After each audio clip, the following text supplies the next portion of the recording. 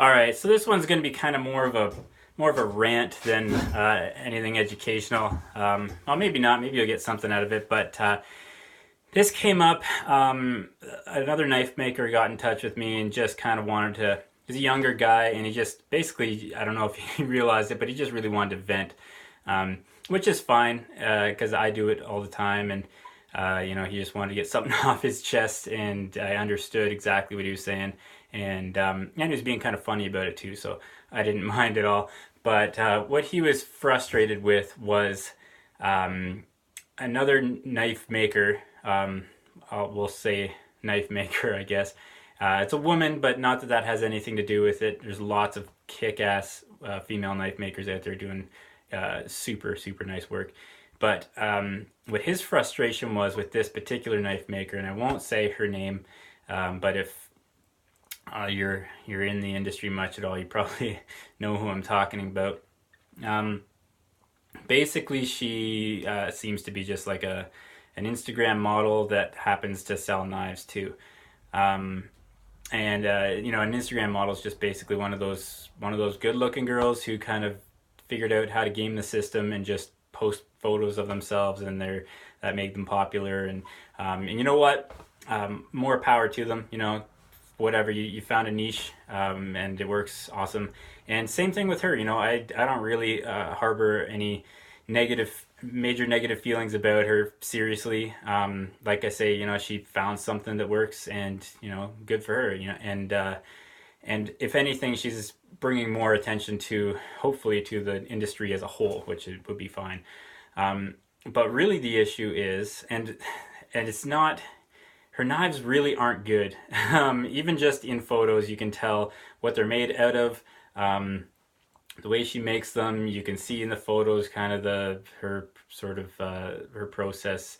They're just poorly made, poorly fit, poorly ground. The whole show. They're just shitty knives, to be honest.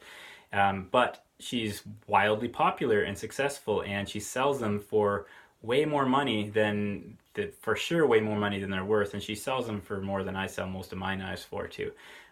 Which again is neither here nor there, really. She's found a market, good for her. But the thing is, it's difficult for the rest of us to not see that and not feel some sort of resentment.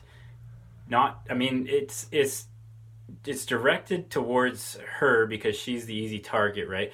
But what we're really feeling is frustration to the customers mostly, and it's about why are you people.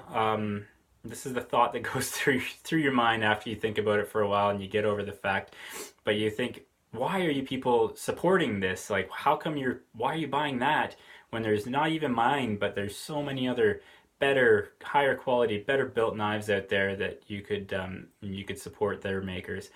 And so that's the frustration that he was kind of feeling. He never came out and said, like, they should be buying mine. My knives are better, anything like that. But that's the frustration. And it's towards the customer, really. So what this is about is educating yourselves as customers when you're shopping for anything that you're investing any significant amount of money into. You know what I mean?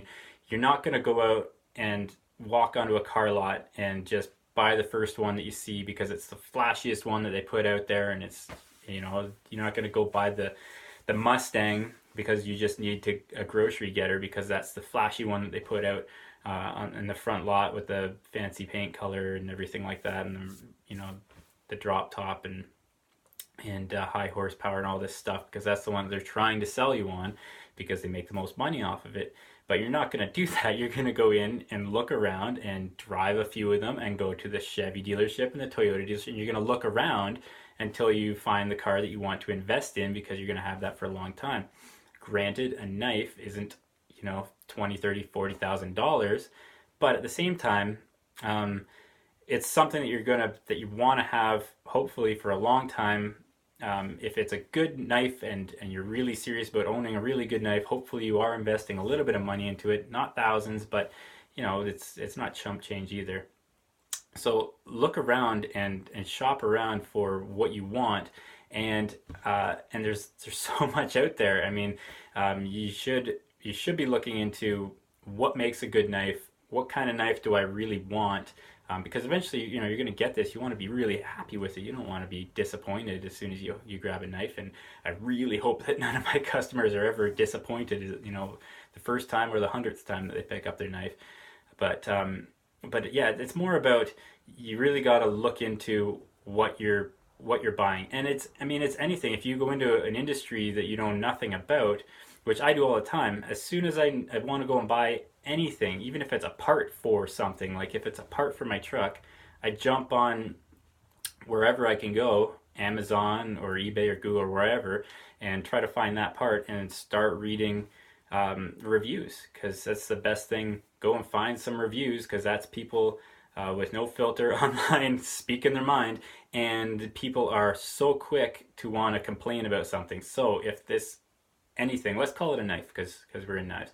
So if this knife has any reviews at all, that's great. But if it's way more likely that you're going to find negative reviews. It takes a lot more for somebody to go out of their way, even as easy as jumping onto the online or writing an email or anything. It's a lot more for someone to go out of their way to actually be happy or express that they're happy with something.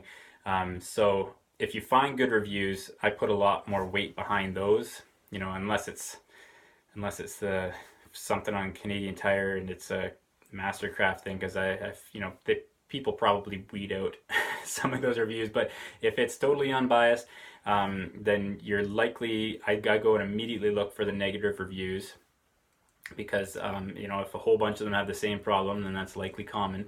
But if there's a lot of good reviews on there, then like I say, it takes a lot more for someone to go on there and write a good review. So you probably have yourself a good product. So, anyways, all that rambling aside, what you really want to do is educate yourself.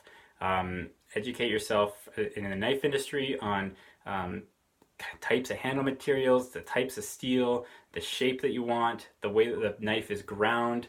All these things, you really want to have an idea in your mind that you really feel like you've got a grasp on the industry as a whole. And then even if you're so inclined, you can look for knife makers that you want to support. So you can look into the people who are actually making these things and see if they're the type of person that you want to support, because you're handing these people a bunch of money. So make sure that it's somebody that you think deserves it, and hopefully not just using their knife making shop as a photo studio. So anyways, I don't even know if I got out really what I was trying to say. I'm just saying, educate yourselves as customers, learn how to shop, and stop supporting junk. Please. Thanks.